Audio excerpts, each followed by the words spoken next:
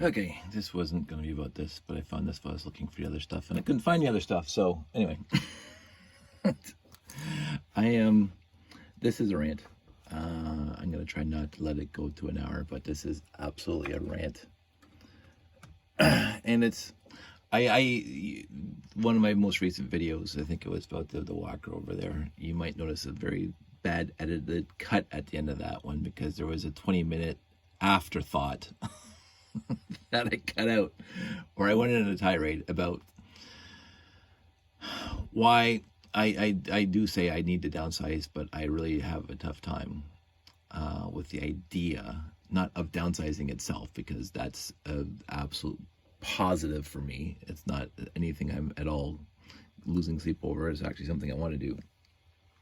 But selling to people, and specifically the people who are going to take advantage of getting a good deal, and people who are going to whine about whatever you're selling not being perfect. Because there's always those people in any community, whether it's Star Wars, the gatekeepers, I've mentioned those guys before, guys in a general sense, those people before, gatekeepers who rant and rave when any niche, like the MCU, the DCEU, the Lego, or whatever it is, Star Wars, when something changes or something that they don't like, they shake their fist in the general direction of whoever produced that part of that universe, and they say that's no good. Episode 7 of Star Wars, that's no good.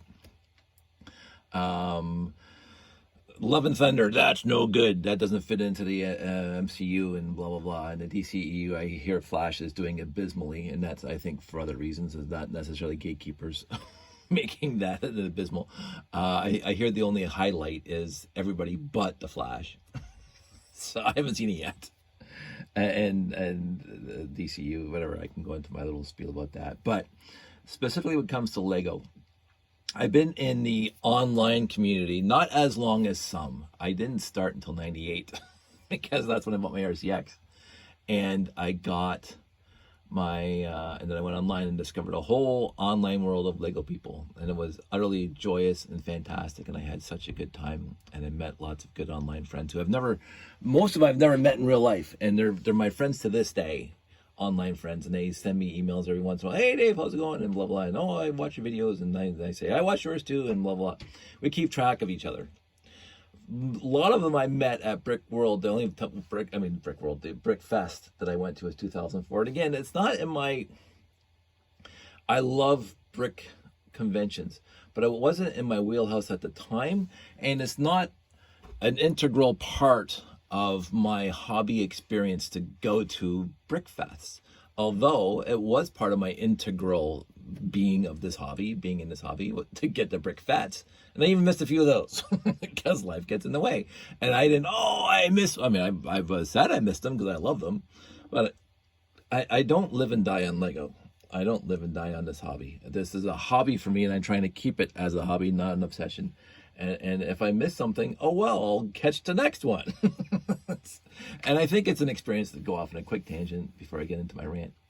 I think it's an experience that us Gen Xers lived with. I'm going to try to keep this quick without going off on a huge tangent. Television was invented, we'll say World War II-ish. And back then it was live. There was no tape, there's no pre-taped and then shown later at a later date. So when Betty White started, she has all these stories about being live on television, live on air, and stuff would happen, stuff would go wrong, and you have to, you can't do a retake because it's live, it's already on the people's televisions in their houses.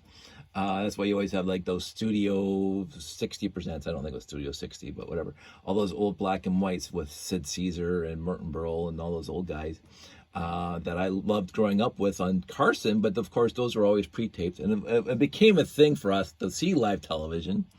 But back then it was all live, and this was going somewhere. See, I already forgot the tangent. Oh, for the love of everything, I was actually going to be very poignant, fitting into my whole conversation, and I just poof, it ran out of my head as soon as I mentioned Betty White, which Jeff is gonna love. That's for you, Jeffy. But anyway, as television evolved, I was gonna go somewhere with that, and I forgot all about it. Anyway, things change. Oh yeah, so missing stuff. So us Gen Xers, we grew up in television. We did. We were probably the first generation that really, from the age of 0, grew up in television. So Sesame Street was on air, the very first episode, the year I was born, 1967, if I remember correctly. So I grew up in Sesame Street, and of course, those weren't live, and those were pre-taped. But forget the Sesame Street. I'm talking about the Emergencies, the Adam 12s, the Good Man Fridays, the Dragnets, even get into Banachek and Columbo, and even the rest of the younger kids here will remember the Love Boat and Fantasy Island and all those 80s and 90s TV shows. You had to run home from school, or you had to pay attention. Like, you had to read the TV guide every single week and say, oh, we have to watch this show at 8 because we won't see it again except in reruns during the summer. So, and I got to the point where, missing a Love Boat episodes are irrelevant. They're all the same episode for 10 seasons. I missed an episode of Emergency. It doesn't matter. We're going to catch it again. It's going to be on repeats, but you had to wait for the repeat. Nobody had a VCR. VCRs weren't even quote unquote invented yet. The very first Betamax I saw was in school, because you could get the school tapes, the educational tapes from whatever, the school board. Because before that was the film, the 16 millimeter film projector, by the way. This is how old I am. We had the 16 millimeter and 8 millimeter film projector that you had to loop through all those little gears, and you had the big wheels on the top that would pull the film through.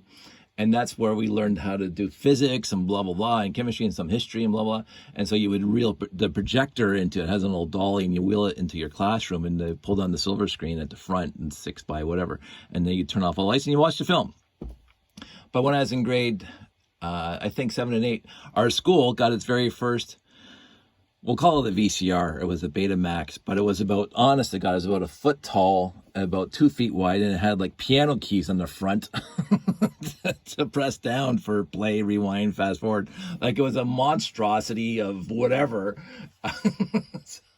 and so, but nobody had one in their house. I think the very first time, I remember the first one of my friends got cable was Paul Illick, my good buddy Paul. And that was, we were in high school when he got cable, but nobody else in Winona had cable.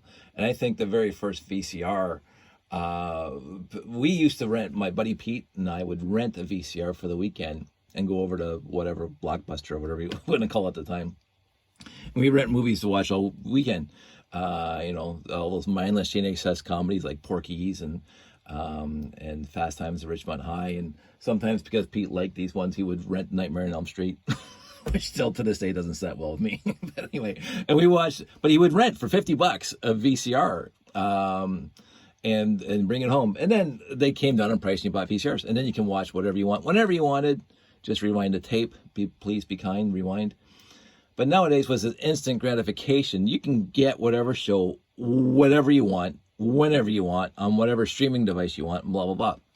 You don't have to wait. You don't have to wait.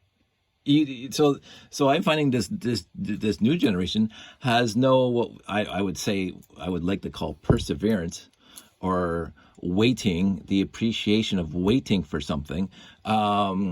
And a tangent on a tangent, Next Generation debuted when I was in college, and the best episode for many fans of Star Trek period is Best of Both Worlds Part 1 and 2. God, the season cliffhanger. the season cliffhanger. Who shot J.R.? Who shot J.R.? Who cares about that? What do you have, Riker saying, fire? Like, for me, TNG's cliffhanger at the end of season 3 dwarfs anything else that ever came before or since. Like, for me, there was nothing that touched that. And then you're waiting the entire 2 months through summer, 3 months through summer, to what's going to happen to the Enterprise and blah, blah, blah. So, and you had to wait, and then you talk with your friends at school about it, you talk around the water cooler about it, and whatever. You had the water cooler chat, which is what Seinfeld always talked about.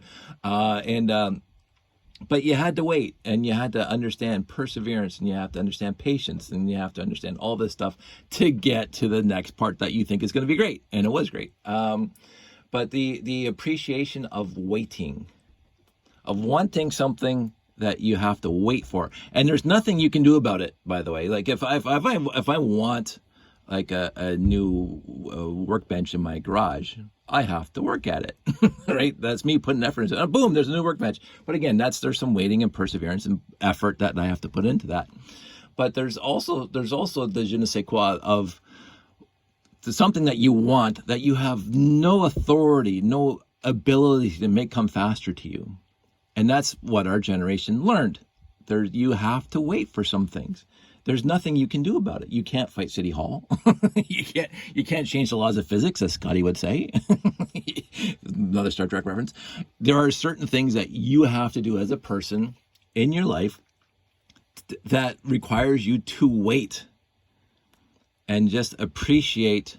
And most times, I will say, the waiting, the final result of that waiting is usually sometimes not usually, I won't say usually, sometimes it's sometimes less than your anticipation of what that's going to be. And that happens, and that's part of life. Like you wait for a movie, oh, The Flash is going to come out. Oh, I can't wait for it because, Michael Keaton's in it, and I adore Michael Keaton. It's my favorite Batman. I'm gonna watch that, and then all of a sudden I hear the rumors during production of DC being stupid anyway, but Ezra also being stupid and blah blah. And I'm not in the mood to see it anymore. So my anticipation for that movie has completely waned. It's gone now. I don't even have to watch it.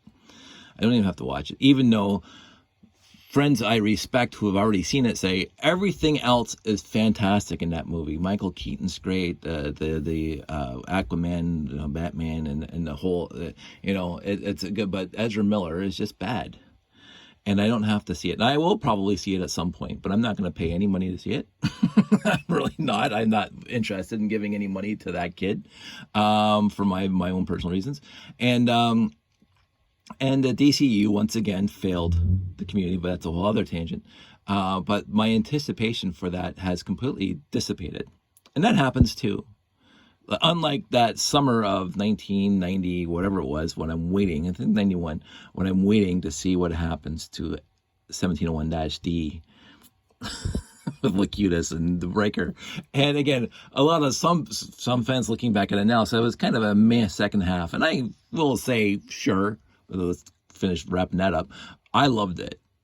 I loved that Shelby and Riker got along at the end, and I think that was growth on both characters' part. And people liked the friction that was so prevalent in the first half of that show, and they were so unhappy that it got resolved this quick. But it's a 1 hour episode. You can't do everything. But I loved this, Best of Both Worlds Part 1 and 2. It is my top 5 favorite Star Trek shows ever in the entire franchise, and I've watched them all. It's in my top 5. But anyway, so this goes back to my rant. So I have a tough time with people, and this is why I don't have a Bricklink store. The perpetual whiners who want everything to be perfect. So I'm going to use this as an example. Now, this straight up. Fans of the genre would say, they look at that and they say immediately that it's wrong. And I get that it's wrong because I ran out of trans dark blue antennas. So I substituted for now this trans neon green. So when I sell this thing, if and when I sell this thing, either I'm going to replace this with a trans dark blue. I'm going to order one off of Bricklink or get it from somewhere and just wait till it shows up in my collection, because it's going to show up in my collection sooner or later. I'm going to wait for that to show up, or I'm going to put on there selling this as is, no minifigs, trans neon green antenna. All the other parts are, I believe, as accurate as possible. I did an inventory, blah blah blah, and there it is. I even made sure that the thrusters were era specific, because there's the new thrusters that have the slot in the bottom for an easier mold. These are the original thrusters. I tried to make sure with my color blindness that all the tires are old gray, not blay. Blah blah blah. I put some effort into this. And I would put it on there, and I would list it, and this is my plan. I would list it, any one of these sets, if I were to sell it right now, I would list it for below Bricklink average. And usually the Bricklink average, or even below the lowest price, because again, we're talking about the 6985 over there. The lowest price set on Bricklink right now is $218, if I remember correctly. I didn't look it up again. And it's missing 15 pieces, and it's missing the box, and it's missing the instructions, and all these sets are missing the box instructions, but 99.9% complete except for the minifigs. Because minifigs to me shouldn't be a deal breaker. Like everybody, if you're a classic space fan, you already have the minifigs, and you might, because again, in the classic space there is red, white, yellow, black, and blue. That's it. Right? That's the 5 of them. That's the only ones that came in the original classic space sets. And so if you're buying a classic space set, you might not have those pieces, but I can guarantee if you're a classic space fan, you already have the 5 minifigs. I think that one only came with 4, but I had 1 of each. I think it was missing. Did I have a red one? I honestly can't remember now. It doesn't matter. It's irrelevant to the story. So I would sell that at $200. $218 right now, lowest price on Bricklink. So I would put that up there, or even on Facebook Marketplace for $200. No minifigs, no instructions, no box. But the rest of the pieces are 100% complete. You look at it, it's 100%, including the tools, including the stickers, including the printer pieces. I mean, everything is complete on the set. Everything. And the trans yellow, for the most part, is mint, except, as I said in the video, I grabbed these out of my collection, and they're a little scratched up. But for $200, just shut the F up. Like, if this thing's going for $218 with pieces missing, and I'm giving you like basically quote unquote a mint set that is fully complete, then I don't want to hear the whining. And then on top of which, I can guarantee you, if I sold this today or tomorrow, my feedback is going to be, oh, this piece right here, I'll pull it off, as the 1x1 headlight brick. That's not the right headlight brick for this era, because they changed the mold 2 or 3 times since this set was produced. And see that little gap there? That little gap, I don't know if I can point it out to you. Let me just get my jackknife here that my dad gave me 1,000,000 years ago. I'll just point it right down in there, right below the stud. That little gap there is because the stud comes up there, right? So that was not an original headlight brick from the 80s. They changed the mold and put that little gap there because they made it better, cheaper, whatever. I don't care. And I don't care. I don't care. I'm not going to find an era-specific headlight brick. Now, for the most part, the rest of the pieces are era-specific because, again, I got the lot. I got the lot from wherever that had only the old pieces in it, and therefore, but when I grabbed a few pieces of my collection, I did not overall care about era-specific. And I mentioned era-specific before because you got these rocket cones that sometimes don't have the cross axle in it. This one has to because it's part of the instructions because it has that thing right there. But in the late 70s and early 80s, I think right before the 82, the rocket thruster had no cross axle in it. And so when I actually build like a 918, I grab this guy, hopefully it's right, because I can be embarrassed if it isn't. I'm embarrassed. So I would, for me, that's just my little thing. I would find the right rocket thruster for that, right? And give me a sec, because I'm sure I got one.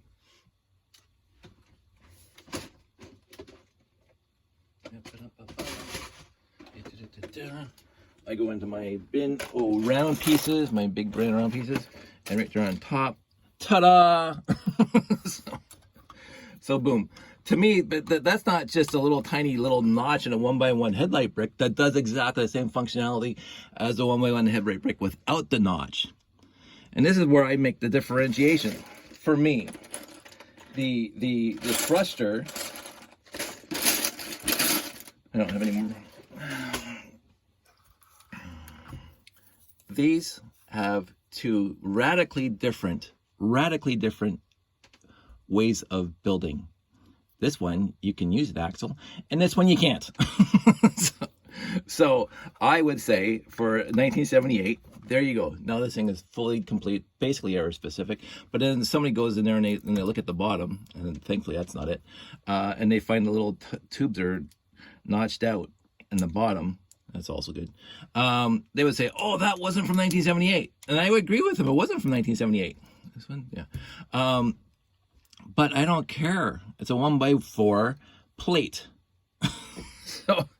And so I will not put effort into, let me just get that down, show you. Let's see if I can find something really, really quick. So here we go. I get this one. And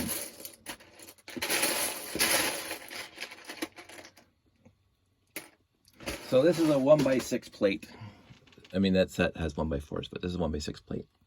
And if you turn a 1x6 plate over from before, then there was a couple years where they were changing the molds over, but this one was well before the mold changeover.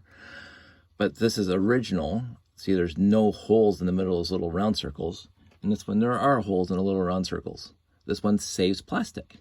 It makes it better for the company and more environmentally friendly, blah, blah, blah. And I support that. It didn't change the build technique at all for a 1x6 plate.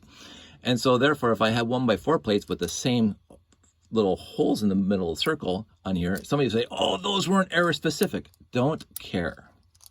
Honestly, I could not care.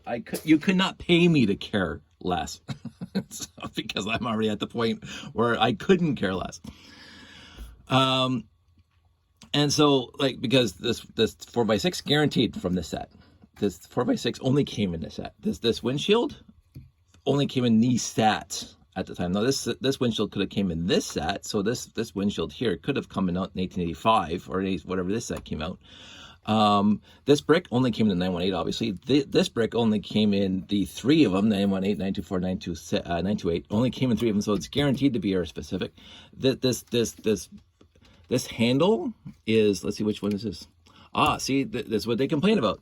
This is a new 1x2 with handle, because the originals in 1978, the handles were centered on the plate and not down 3/4 of the way down. So that, but on that one, I'd be hit and miss. It depends on the time of day if I would change that out or not. And as I said, the thruster, which is an actual game changer for building, because this one has the axle, so you can build nice little rockets that don't fall apart. And this one doesn't have it. This set only came with that one, right? So, and that's a building issue. And so I dread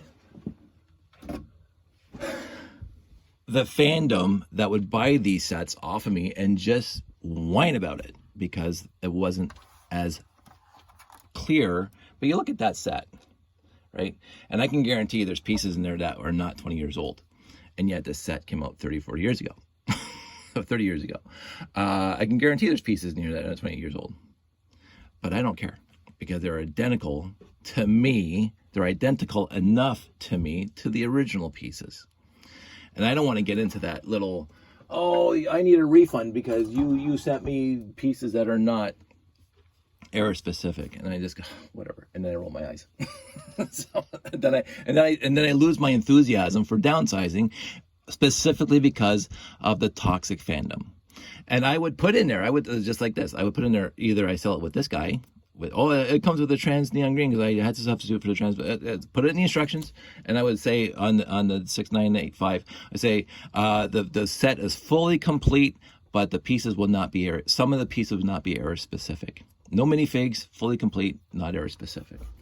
But the important pieces are all obviously error specific because they only came in that era. So,